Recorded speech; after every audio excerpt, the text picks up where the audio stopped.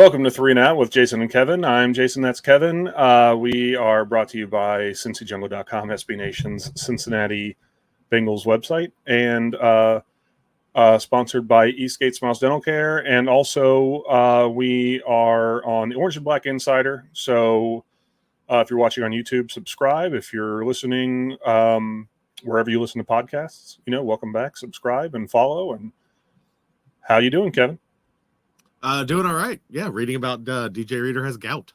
Yes, which I didn't know. People got anymore other than like old our kings. Friend. Yeah. And it's true. Adam did have gout, didn't he? Yeah. So we'll kind of jump right in. Basically, so mandatory minicamp started this week. It was Tuesday and Wednesday. Since you're watching this on Tuesday and yesterday. And DJ Reader is dealing with gout. Apparently, it's not a big deal. He's going to be back and ready to go for training camp. It is worth noting, I think, that he missed all but 5 games in 2020, and he missed 7 games during the regular season in 2022. I don't think gout is really an issue. I don't know what you're trying to bring up here. I don't know either. You're about to bring a firestorm. Yeah, I'm going to lead it. If you're trying to make an argument. I'm not. Is anti-DJ Reader? I'm not anti-DJ Reader. Tell me about what do we need to take into context the most important player on our defense? What do we need to know about it? Let's back up. Overvalued. Forget I said anything. Most overrated player on the defense. No, I never said that. We're paying him to play half the games. What are we doing here? Come on, man. Don't put words in my mouth. I love DJ Reader. Anyway. It doesn't seem like it's going to be anything that's worth being concerned about. He'll be back for training camp, ready to go when the season rolls around. It seems I've never had gout. I've never dealt with it. I don't. You haven't either, right? No. Yeah, I mean, we know someone who has. I mean, Adam's not an athlete, so I don't know what it's like for him, but it seems painful. Sounds painful. Yeah, it's just your big toe. Anything, you've worn cleats before. I'm sure, right? Yeah. They feel different on your feet. You know what I mean? Anything in your big toe, like wearing cleats, sounds miserable. So I'm assuming that they just told him, "Hey, rest up." Sure. I do know. I looked it up today. DJ Reader is the 7th highest rated interior defensive lineman as of per PFF from last year, and the guy who was ranked 6th. Only played in 3 games, so just throw him out. You know what I mean? Sure. So DJ Reader really is the 6th highest ranked interior defensive lineman in the NFL, and he was the highest graded overall defensive grades overall on the Bengals defense last year. So that is not surprising at all. It isn't. And if you want to say, what are you trying to say? Are you trying to say we should get no. I absolutely believe that DJ Reader, outside of Joe Burrow, DJ Reader might be the most important person to extend this offseason. Sure. Because he is entering a contract year. I don't know. Will he want a full contract? Because he could probably get one. I'd like to give him a 2-year extension. I think the article that I saw does these like predictions of what players can do. And I think a Sport Track did it. And his predicted contract was like 3 years, $48 million. Yeah. Yeah. And he signed a 4-year, I think 60. You know what? I'm just going to look it up real quick. But so this is the kind of show that we're looking at today, basically. Yeah, no, we were going to do the Chiefs coverage like we said last episode. We don't want to. I'm tired of looking at other teams. We got camp. I'm excited. Joe Burrow looks great. Apparently, we're all buying headbands. Yeah. I just want to talk Bengals. I'm just very, very excited. Yes. So we will start. Go ahead. Well, okay. So he signed a 4-year, $53 million. So his market value right now, according to Sport Track, is 3 years, $47.9 million. So anyway, go ahead and say what you're saying. I'm sorry. Want to talk the offensive line because for the first time, I don't think we have to talk about the offensive line. I know. Jonah Williams is back in the building. He's technically rehabbing, but he looks absolutely fine. So whether you're a Jonah apologist like I am or a Collins apologist like a lot of people are, either way, this is great news. Both are looking like they're going to be healthy. The competition is going to be fierce. It's going to make no matter what, you should want the player you like better to have to compete to get there. And we look great. Jonah did not seem happy with the organization, but to be fair, the organization kind of screwed him. It's business. I ain't mad at anybody, but we absolutely screwed him. Like, they absolutely did. I mean, the left tackle is a premium position compared to right tackle, especially the right-handed quarterback. Protects your backside. The idea being that Joe Burrow can drop back in the pocket, and if the right tackle lets someone by, you can see it coming. You can't necessarily see it. I know I wouldn't be able to see it coming from behind me. Somehow, Joe Burrow, he seems to be able to a little bit. He seems to be able. I don't know if he has another pair of eyes or something. He's got that spider sense. All the hair sticks up on his arm like Spider-Man. Yeah, man, that was bad.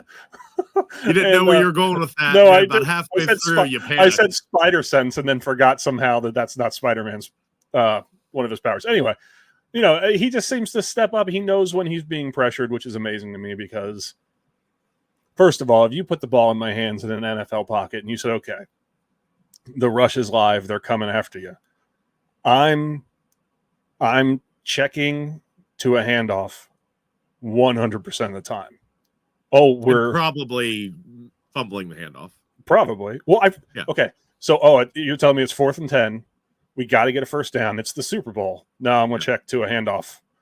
Mix it. And it's got to be a handoff right up that 2 hole between the center and the guard because I'm not going to be able to beat him to the edge. Right. It's amazing to me to think Joe Burrow always got to do, hand the ball off. Think about beating the running back to the edge for an outside handoff. There's no way. To take the snap, chances are I'd fumble the snap. That's really what's going to happen. I have to take it in shotgun because I don't want to be anywhere near the defense. And what I want, I'm going to check to a wildcat play and I'm going to go stand over and play wide receiver and hope I don't get hit. That's perfect. And that's how Jason Garrison gets his ring. That's how Jason Garrison gets his ring. Excited to be there. Yep. Just excited to be there. Yep. Oh, backup quarterback to Joe Burrow would be a great job. Hold the clipboard and hope he doesn't go down. So, but to your point, yes, the team kind of screwed Jonah. without question. He's the left tackle. He's going into his contract year. They picked up his 5th-year option. He's going to his contract year, and he is owed a guaranteed $12 million. I'm not going to look it up. It's something like that. He's going to get that this year. And in his mind, he's going to hit free agency or renegotiate a new contract to stay here as a left tackle, where he'll get paid as a left tackle. But instead, he's going to his contract year as a right tackle, which doesn't pay the same. And, he feels that he said that he didn't hear from anyone in the front office. And I get that. I would feel like I was disrespected. I understand. Yep. But it's a business. It is a business. I'm not mad at it. The Bengals made the right decision. They did. I'm just saying I also understand why Jonah Williams does not seem super happy with the organization. You can look at either side, at both sides, and say, yes, you're both right. Jonah, you deserve to be upset. And the Bengals absolutely made the correct decision by replacing him at left tackle and moving him to right tackle. And in doing so, the needs of the team are more important than one player. And that's what happened. So, but yeah, he's back in the building. He's acting like a complete professional, just saying the right things that he needs to say. He's going to go in there. He's going to compete for that right tackle position. I absolutely expect him to be the starter in week 1 because I think Leo Collins is going to be in the pup. And I can't imagine Cody Ford or Jackson Carman beating him out for the right tackle job. I think it's Jonah's to lose once he's back from rehab. And I hope for his sake, I hope he just Collins is looking good, though. Good, though. He does. They both do. Considering that his knee got just shredded. A little bit of footage we've seen of him at camp and practicing. It's it's kind of wild how good he looks. So either way, it's great news. By mid-season, they'll both be ready to go. The best player will win, and we'll have the best offensive. We'll have the top 10. We'll have a top 10 offensive line. I know, and imagine Joe Burrow behind a top 10 offensive line. Yeah, because Joe Burrow went to a Super Bowl with a bad offensive line, and then lost the AFC Championship to the eventual Super Bowl winners by 3 points.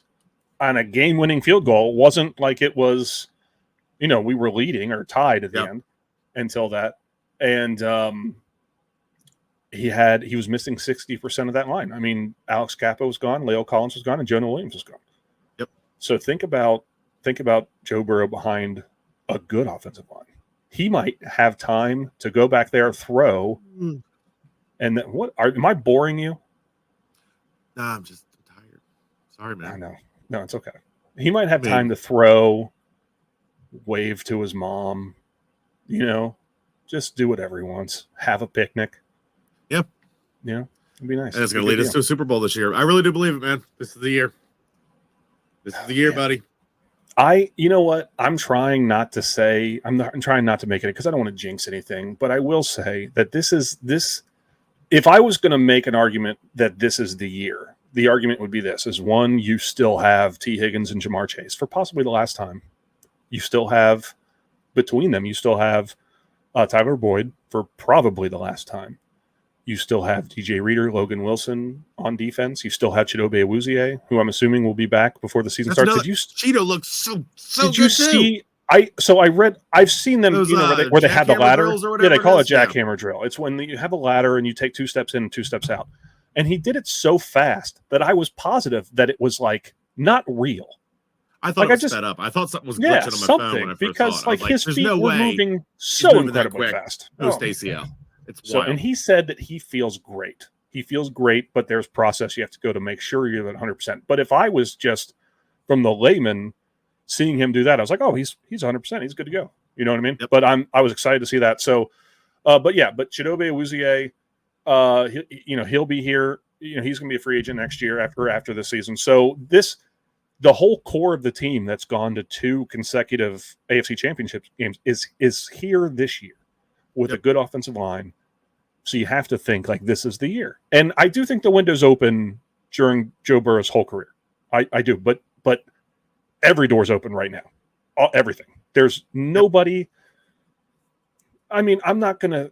We kind of talked about this last time where I said, oh, the Chiefs or whatever. The Chiefs are great. You know what I mean? But can you really legitimately say, just at least on paper, because we haven't seen the product on the field, yes, they are better than the Bengals. Can you say that with 100% certainty? So we were going to do the Chiefs coverage. We were going to do that. Yeah. And I started looking into it kind of, I try to take it serious more than just like what I think I know and really getting into it. And I am now pretty close. I think the Bengals are actually a better team. Yeah, I think they are. I honestly think the Bengals are a better team, top to bottom. You want to argue Burrow versus Mahomes, whatever. I get that. Yeah. But top to bottom, I honest to God think the Bengals are maybe the best team in the NFL. I mean, and I'm tired of pretending otherwise. There's this whiplash Bengals fans get, this PTSD, and I've decided this season I'm done with it. I am going to be enthusiastic. I'm going to be positive. I am not going to let this fear of being the Bengals ruin any of this for me anymore. We're not that team anymore. Those old wounds are gone. We are the best team in the NFL right now. I believe it, and we're going to win the Super Bowl. That you heard it here first from Kevin Brown of 3 and Out on Orange and Black Insider that we're the best team in the NFL and we're going to win the Super Bowl. Shed that rough, hard shell that you've built up to protect yourself and come out and show everyone your gooey marshmallow center. Just Joe Burrow softy at heart now. The softy at heart, yeah. So, I mean, you have Patrick Mahomes, who until someone proves otherwise consistently, you have to say he's the best quarterback in the NFL right now. And you have Travis Kelce, who absolutely is the best tight end in the NFL right now. But those 2 positions aside, you know what I mean? The Bengals have a good offensive line, just as good as the Chiefs. I'm not a Chiefs. I'm going to argue it's going to be better this year. Their tackles are not looking that good this year, at least not compared to what we're looking like. Okay. But and then defensively, I think that we have a better defense. Yep. Maybe they, our safeties are new. That's our issue on defense. But I trust in Lou Anarumo to use what we lost in experience between Jesse Bates and Von Bell, you've gained in freak athleticism, especially with Dax Hill, and Nick Scott's a great athlete. So they're rangier, possibly. You know what I mean? And maybe, it's one of those things where they've lost some experience, but they've gained some athleticism. They gained some speed, especially they've definitely gained speed. So it might not be as big of a deal as we think. Nope, you know what I mean? Really. So, and even if it's a slight downgrade, any Bengals fan would have told you they would have made that trade instantly of the upgrade we now have at the O-line across the last 2 years. Oh yeah. For the downgrade we got at the safety position. Yeah. Fine. If you said, Okay. here's the deal, we're going to lose. We all knew we were going to lose Bates. Everybody knew that. They're not going to tag him 2 years in a row. And they're not going to pay what he got paid. It's just not going to happen. You know what I mean? So we knew we were going to lose. We didn't know we were going to lose Bell, and it hurt. You know, they brought in Nick Scott. Jordan Battle just happened to fall into their laps, and I think that's going to be a big deal by the time the season's over. But if you said to me in the offseason before the draft, before free agency and all that stuff, if you said to me, hey, listen, here's the deal. We're going to have next to zero experience in we're going to have next to zero experience in the safety room, but we're going to get Orlando Brown Jr. Yep. I'd say, oh yeah, I'll take that right now. All right, we're going to take a commercial break to listen to our sponsor. We'll be right back in a minute. Eastgate Smiles Dental Care is a warm and welcoming environment where expertise and customer service come together. As a local business, they love helping their fellow Cincinnatians manage their oral health and achieve a perfect smile. They pair the latest technology with years of experience to give you a smile worth showing off. They are dedicated to quality and convenience and can even perform dental crown procedures the same day in most cases. You like your smile, but they are here to help you love it. They personalize your care and match your needs. Call them today at 513-528-1150 to learn what they can do for your pearly whites. Yeah, we're back. I know you've been listening from the very beginning because this is a podcast and it's not radio. I've learned from my mistakes. So we're just kind of talking minicamp. I just recapped it again. I did it. Yeah. I said I'm not going to tell you what we're talking about, but I did. Oh, man. You look like a fool, Jason. I know I do. A fool. Full-on idiot. It's okay. It's all right. So, but yeah. So You're Jonah's back. Do what? Nothing. What? So yeah, Okay. Jonah's back. Other than that, the only other big thing I'd say that we haven't really covered is Joe Burrow's press conference. Yeah. Not a lot going on. He's tired of us asking about the contract. He wants nothing more to do with it. That's pretty typical. He says Patrick Mahomes is the best quarterback in the NFL. Fair. Says his goal is to be the best quarterback in the NFL. The world is what he said, but that's the NFL. Same thing. Yeah. Also fair. I don't know. I love the kid. I love Joe Burrow so much. We joke about this. Me and Jason joke about this. I am completely straight. Jason is as well. When we start talking about Joe Burrow, I mean, I don't know, man. When we start talking about Joe Burrow, it is impossible to know that about us. You'd be like, oh, it's because Kevin talking about some guy he likes. Yeah. Yep. It's hard to separate the two. One thing is kind of funny. I know Joe Burrow said, it was like a politician's answer. Pat Mahomes is the best quarterback in the NFL. It's whatever. They asked Jamar Chase that. Yeah. Did you see that? Yeah. I Jamar did. Chase said Joe Burrow. He didn't even let the guy finish the question. He said Joe Burrow. Everybody knows that. And then when they said, well, Joe said Pat's the best quarterback, and Jamar had the greatest answer of all time. He said, Pat who? Love it. Absolutely love it. You got to have your quarterbacks back at all times. So, yeah, I mean, there's just not mandatory minicamp. It doesn't show us what kind of schemes are going to be run on defense. Doesn't show us who's going to start, who's not going to start. Alan George took first team snaps. I sent a text to Kevin. I was like, hey, man, Alan George stepped up above DJ Turner. He's taking snaps. And then Sidney Jones, fourth, stepped up, took first team snaps. And he even picked off a pass that was really, it was just dropped right on T. Higgins' shoulder and kind of bobbled backwards. And Sidney Jones grabbed it, took it back the other way. It doesn't mean anything. It doesn't mean that Chidobe Awuzie is going to lose his spot to Alan George. It doesn't mean that he's going to lose a spot to Sidney Jones. It doesn't mean that DJ Turner wouldn't be the starter if the season was starting today. All it means is they're just rotating guys in, getting them work. My guess is that DJ Turner didn't make many because he's a rookie. You got to earn it. These other guys they've cut their teeth in the league. Earn it. Earn it. And if you do, and I think that he will, then you'll start. You'll be in the starter. So there's a great article on CincyJungle.com by Jason Markham, and I'll tell you, just go. It's got a million different highlights. So it's just called Highlights from Bengals Minicamp. And it's just a ton of tweets from the press, just recording different things from training camp. It's got Chidobe Awuzie's jackhammer feet thing. It's got Cal Adamitis, long snapping. It's got some passes from Joe Burrow. It's got, that play I mentioned, that Sidney Jones pick. So it's got, I don't know, 20, 30 of them. We're not going to, and there's no point in sitting here playing them just because most of you are listening and not watching, which is something I learned about podcasting when we started. So it wouldn't do any good but yeah, go there, check it out. And you'll be happy that you did.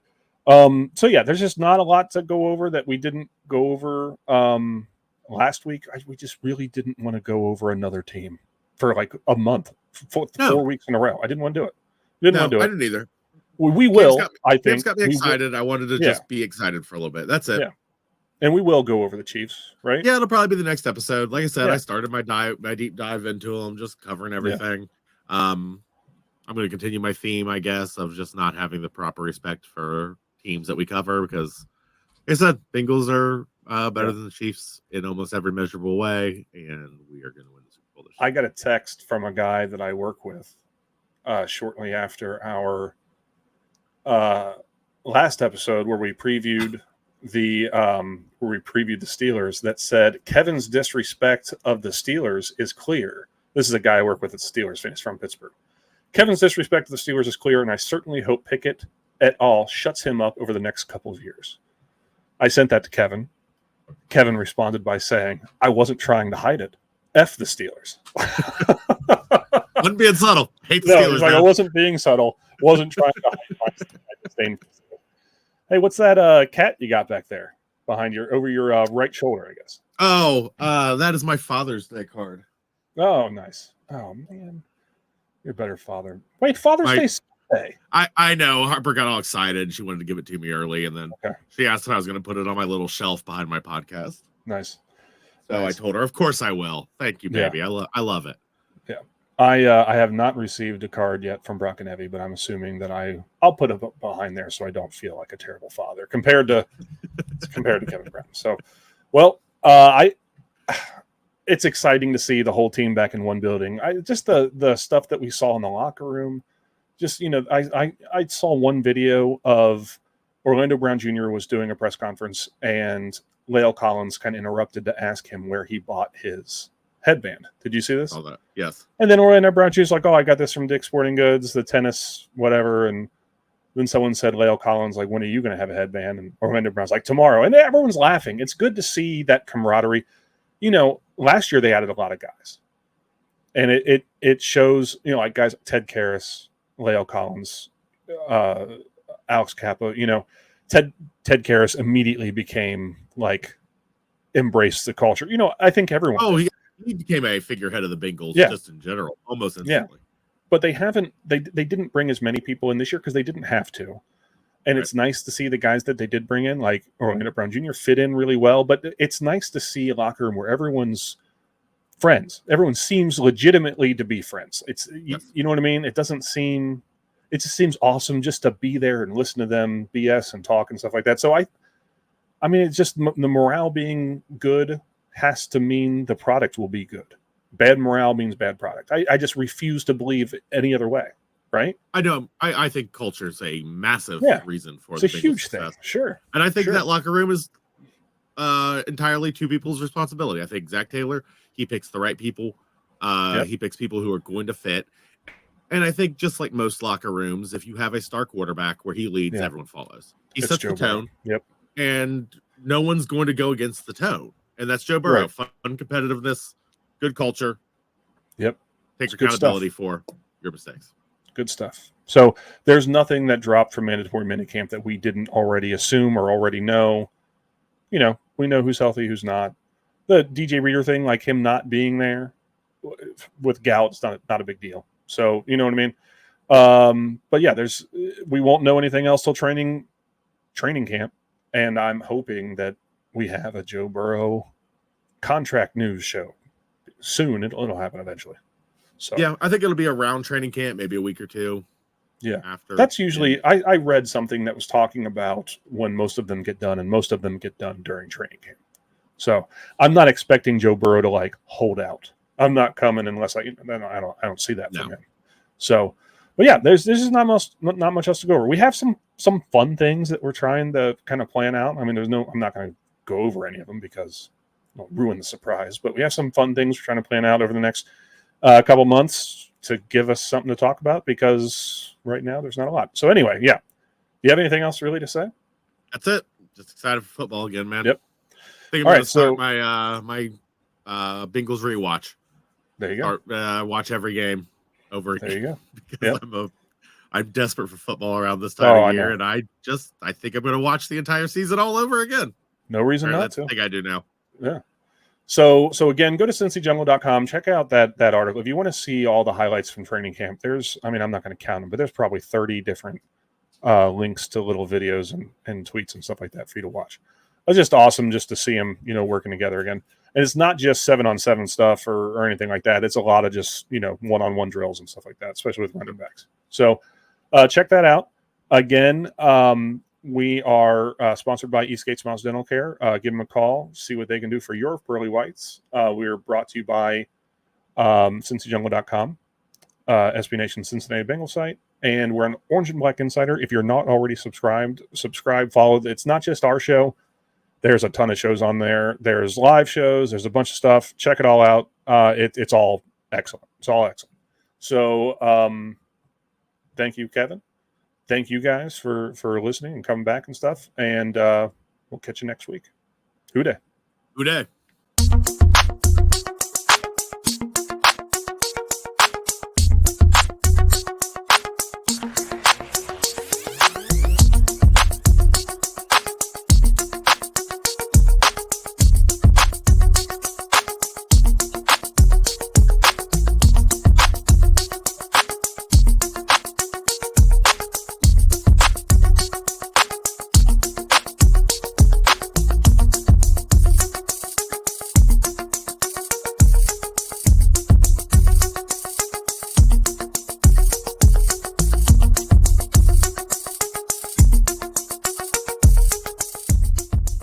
That's great!